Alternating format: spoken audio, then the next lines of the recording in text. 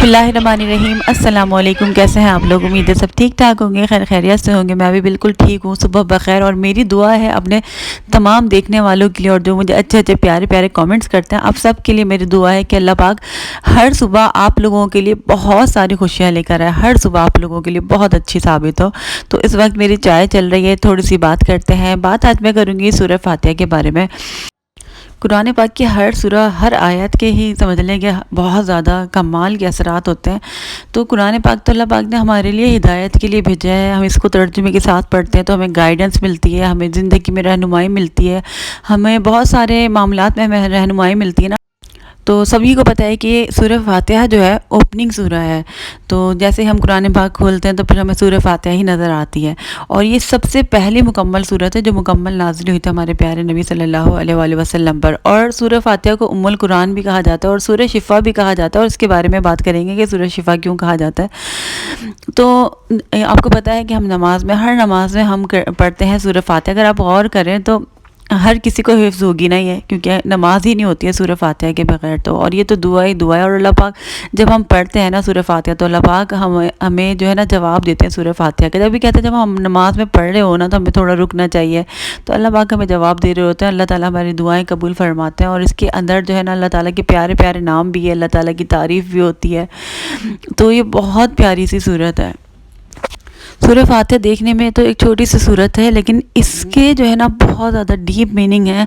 अगर हम एक एक लफ्ज़ में जाएँ ना तो बहुत ज़्यादा। और हज़रत अली ने इसके बारे में फरमाया है कि अगर मैं सूरह फातिहा की तफसीर लिखूँ तो 70 ऊँटों पर ला दी जाएगी। मतलब 70 मतलब बेशुमार। 70 का मतलब उर्दू में तो 70 है, लेकिन अरबी में इसका मतलब होता है बेशुमार। तो इसके जो है ना बहुत ज़्यादा जो है कमालात हैं और बहुत बहुत ही ज़बरदस्त ये सूरत है। आप सभी को पता है इसके बारे में। तो और ये कितने आराम से हर कोई पढ़ लेता है, सबको हिफ्ज़ होती है। इसको सूरह शिफा भी कहा जाता है और सूरह रुकिया भी कहा जाता है। रुकिया मतलब जो जादू टोना होता है तो उसके लिए पढ़ा जाता है, नज़र बद वगैरह के लिए। तो मेरी अम्मी जो है फजर में इसको पढ़ती हैं रोज़। मैं आपको बताऊंगी कि किस तरीके से पढ़ती हैं, कितनी बार पढ़ती हैं। तो आप लोग मेरी वीडियो को पूरा एंड तक ज़रूर देखिएगा। तो इसको सूरह शिफा क्यों कहा जाता है, मैं आपको एक हदीस सुनाती हूँ। तो बहुत मशहूर हदीस है, हो सकता है आप लोगों ने भी सुन रखी हो। तो हज़रत अबू सईद खुदरी फरमाते हैं कि एक कबीले के पास हम गए, उनके सरदार को ना बिच्छू या सांप या किसी जहरीले जानवर ने डस लिया था। तो उन्होंने फरमाया कि उन्होंने इनकी मेज़बानी भी नहीं की थी उस कबीले ने। लेकिन जब उनके सरदार को डस लिया था ना तो उनमें से एक साहब आया और उन्होंने पूछा कि आप में से किसी को मंत्र आता है या कोई दम जानता है, हमारे सरदार को कर दें। तो वो कहते हैं कि हमने कहा कि आपने हमारी मेज़बानी नहीं की, हम उजरत लेंगे, इसकी ना उजरत लेंगे दम करने की।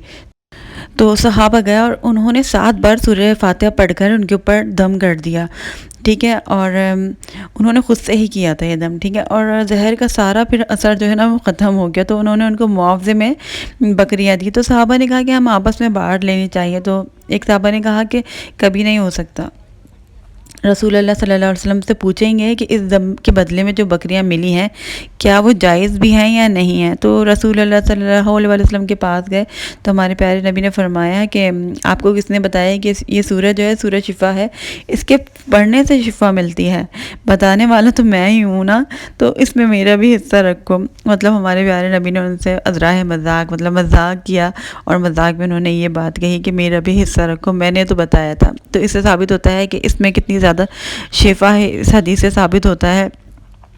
और इससे ये भी साबित होता है कि उन्होंने 7 मरतबा पढ़ी थी। लोग कहते हैं ना कि ये गिनती क्यों, और ये मतलब लोग बहुत ज़्यादा बिद्दत वगैरह ऐसी चीज़ें बोलते हैं ना कि कुरान से साबित नहीं है इतनी मरतबा। तो वो कहते हैं कि मुशाहिदात होते हैं, तजुर्बात होते हैं उलमा के, तो उस बिना पर कहते हैं कि आप इतनी मरतबा पढ़ लें। बरक़ात होती है ना कुछ नंबर्स की, इसीलिए। तो और इसके अलावा देखें दम भी कर सकते हैं, इससे साबित होता है। हाँ, लेकिन अल्लाह ताला ने मना नहीं किया, लेकिन शिरक नहीं होना चाहिए किसी भी चीज़ में। अल्लाह का कलाम पढ़ के अगर आप फूंक मार रहे हैं या कुछ कर रहे हैं तो इसमें कुछ बिद्दत नहीं है, लेकिन ये शिरक नहीं होना चाहिए। सिर्फ अल्लाह ताला भी वसीला है, अल्लाह ताला देने वाला है, अल्लाह ताला के कलाम से शिफा मिलती है। ये नियत है तो फिर क्या इसके अंदर, मुझे नहीं लगता कि कुछ ऐसा है। आप लोगों को लगता है या नहीं लगता, आप लोग मुझे बताइएगा।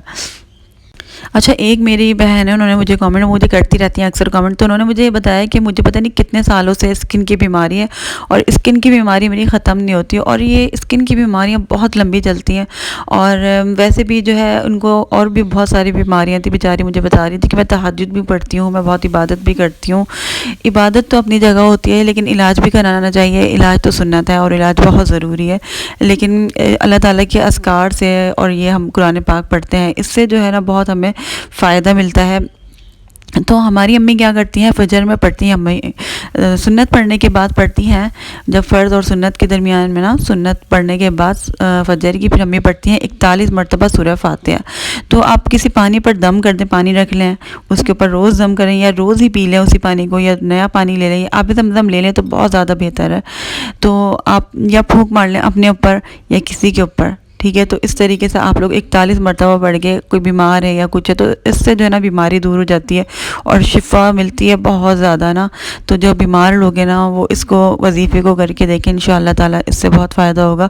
اور سورہ فاتحہ کو جو ہے نا آپ ترجمہ بھی یاد کر لیں، جب نماز میں پڑھیں نا تو آپ کو اتنا مزہ آئے گا پڑھنے میں نا، جب آپ پڑھیں گے اللہ تعالیٰ کی، جب آپ تعریف کر رہے ہوں گے نا تو اللہ تعالیٰ کو بھی کتنا اچھا لگے گا کہ آپ دل سے کر رہے ہیں۔ آپ کو جب مطلب سمجھنا آ رہا ہوگا تو آپ کتنے دل سے کریں گے نا، اور کتنا آسان سا مطلب ہے نا، آپ اس کو پڑھیں گے۔ الحمدللہ رب العالمین، تمام تعریف اللہ تعالیٰ کے لیے، اور بے شک اللہ تعالیٰ کے لیے اس میں اللہ تعالیٰ کی حمد و ثنا ہے۔ الرحمن الرحیم، اللہ تعالیٰ کتنا رحمان رحیم ہے، اور اس کے اندر جو ایاک نعبد و ایاک نستعین ہے نا، اس کی کتنا، خالی اس کا میں آپ کو وظیفہ بتاؤں گی کسی دن، اس کے پڑھنے کے بھی اتنے زیادہ فائدے ہیں۔ اس کا مطلب تو یہ ہے نا کہ اللہ تعالیٰ ہم آپ کی عبادت کرتے ہیں اور آپ سے ہی مدد مانگتے ہیں، اور ہمیں اللہ پاک سے ہی مدد مانگنی چاہیے۔ تو بس میں اپنے ولاگ کو یہاں تک اختتام کروں گی۔ جو بھی آپ لوگوں کو زندگی میں مشکل پیش آئے، کوئی بھی پریشانی ہو، اللہ تعالیٰ کے کلام سے مدد لیں آپ لوگ، بہت آپ لوگوں کو فائدہ ہوگا انشاءاللہ تعالیٰ۔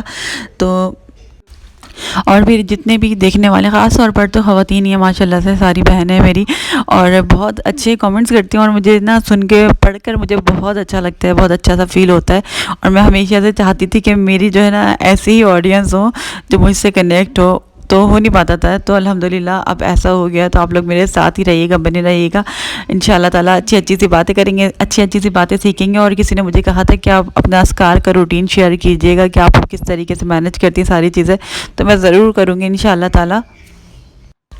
تو کبھی نیگیٹو کامنٹ آ بھی جاتا ہے نا تو وہ کسی آدمی کی طرف سے ہوتا ہے، لیکن لڑکے بھی اگر کوئی کرتے ہیں تو وہ اچھا بھی کرتے ہیں، لیکن زیادہ تر جو ہے نا عورتیں بہت اچھے کامنٹس کرتی ہیں، تو مجھے بہت اچھا لگتا ہے کہ عورتیں جو ہے نا عورتوں کو سپورٹ کرنا چاہیے۔ تو انشاءاللہ تعالیٰ اگلے ولاگ میں ملاقات ہوگی۔ میں آپ لوگوں کو سب کو بہت زیادہ جو ہے نا دعاؤں میں یاد رکھتی ہوں کہ اللہ تعالیٰ آپ لوگوں کی تمام پریشانیوں کو دور کرے، اور اس طریقے سے آپ کی دعا قبول ہو کہ آپ کو اللہ کی ذات پر بہت یقین ہو جائے، اللہ پاک ہم سب کا ایمان جو ہے نا بہت مضبوط ہو جائے۔ تو اگلے ولاگ میں آپ لوگوں سے ملاقات ہوگی، مجھے اجازت دیجیے گا، اللہ حافظ۔